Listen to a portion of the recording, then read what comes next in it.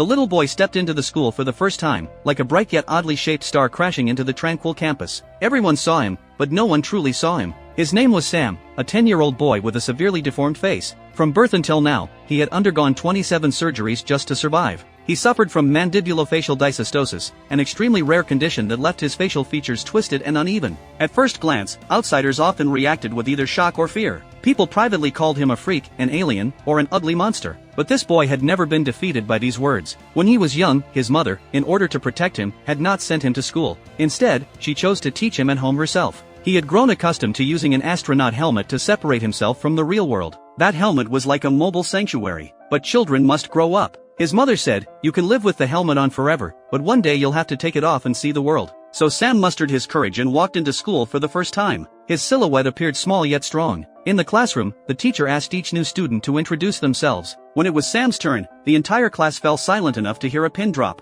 He softly spoke his name, adding with a hint of shyness that he was a fan of Star Wars. Suddenly, Julian, sitting behind him, blurted out, "Is your favorite character Darth Sidious?" This was the main villain in Star Wars, a character with a wrinkled and terrifying appearance. The entire class burst into laughter. Fortunately, the teacher intervened promptly and taught the students a motto: when given the choice between being right or being kind, choose kind. Julian couldn't accept that a monster could outperform him in science class. So, he led the ostracism against Sam, deliberately setting him up to look foolish in PE class and publicly mocking him for eating like a monster during lunch. For Sam, all of this was a slow torture. When he returned home, the first thing he did was cut off the little braids he had carefully tied. Then, he stopped taking off his helmet even when eating, hiding himself in that tiny universe. His mother tried to make him laugh, his father attempted to change the subject, but no one could truly heal the wound in his heart. When he rushed back to his room and slammed the door, his mother followed closely behind, sitting on the edge of the bed and gently comforting him. Finally, Sam took off his helmet, tears streaming from his eyes. He no longer wanted to pretend to be strong. This scene was enough to touch every viewer's heart. It was a profound loneliness and helplessness,